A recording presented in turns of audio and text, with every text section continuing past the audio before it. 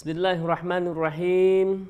Assalamualaikum warahmatullahi wabarakatuh.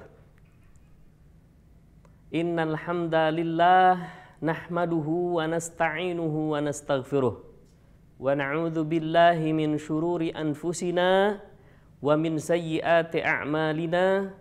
Man yahdihillahu fala mudhillalah wa man yudlilhu fala hadiyalah. Asyhadu an la ilaha illallah wahdahu la syarikalah wa asyhadu anna Muhammadan abduhu wa rasuluh amma ba'du. Rasulullah sallallahu alaihi wasallam ditanya oleh salah seorang sahabat, "Ya Rasulullah, ayyul kasbi atyab?" Wahai Rasulullah, bisnis apa yang terbaik? Bisnis apa yang lebih baik?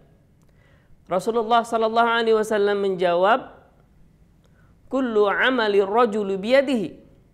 Setiap amalan yang dilakukan dengan keringatnya sendiri. Wa kullu bai'in mabrurin, dan setiap jual beli yang mabrur. Masya Allah. Bisnis yang mabrur dikenal juga dengan bisnis yang makbul. Karena mabrur itu sama dengan makbul. Kita tahu bahwa ada haji yang mabrur. Haji yang mabrur itu adalah haji yang makbul, yang artinya diterima amalannya oleh Allah Subhanahu wa taala. Dan dalam hal yang lain ada juga bisnis yang sebagai satu amalan baik kemudian diterima oleh Allah Subhanahu wa taala sebagai amal saleh. Sebagaimana sabda Rasulullah sallallahu alaihi wasallam, "Wa kullu bai'in mabrurin," setiap jual beli yang mabrur. Syekh Munajjid hafizakumullah mengatakan bahwa innal bai'al mabrur lahu fadlun wa ajrun. Masya Allah. Sesungguhnya bisnis yang mabrur itu adalah merupakan bisnis yang penuh dengan keutamaan dan mendapatkan pahala dari Allah Subhanahu wa taala. Rasulullah menegaskan dalam hadisnya bahwa innat tujjara, sesungguhnya para pebisnis, yub'atsuna yaumal qiyamati, nanti akan dibangkitkan di hari kiamat fujjaran. Banyak orang-orang yang sebagai orang-orang yang tidak berbahagia atau sengsara, illa manittaqa, kecuali orang-orang yang bertakwa, wa barra wa sadaqa, dan dia berbuat baik dan bersedekah. Masya Allah.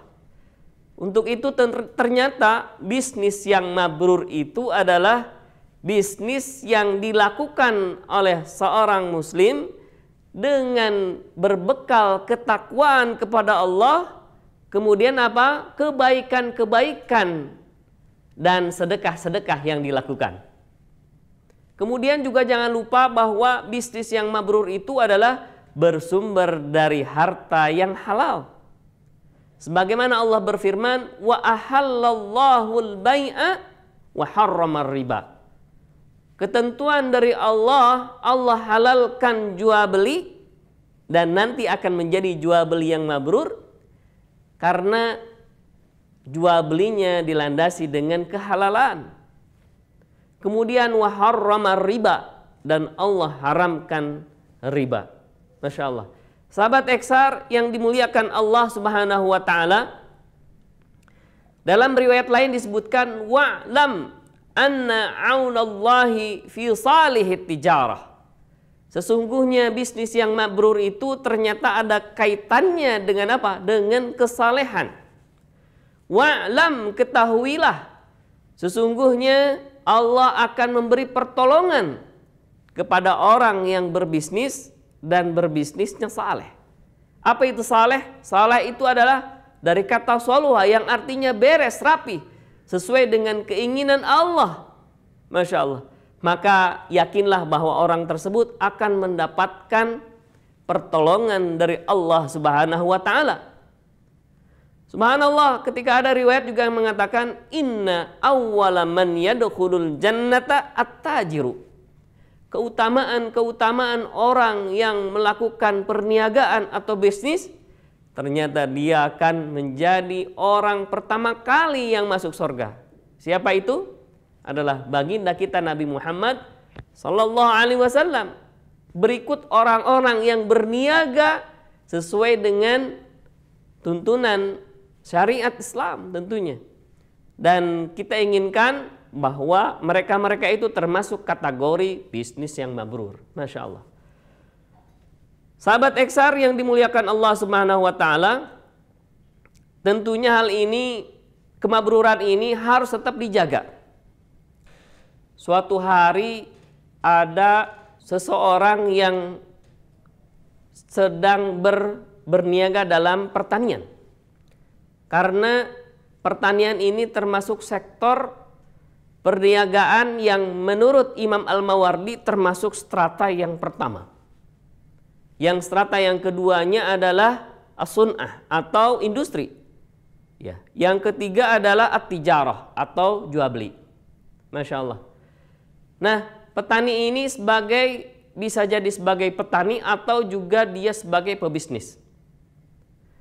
Dan dalam riwayat tersebut disebutkan bahwa ada awan yang berbicara. Kemudian bicaranya adalah iski harsa fulan, sampai disebutkan namanya. Siramilah pertanian si fulan. Siramilah pertanian si fulan. Sehingga ditemuilah si fulan tersebut sedang berniaga dalam sektor bisnis pertanian. Kemudian ditanyalah, "Masmuk, siapa namamu?" Kemudian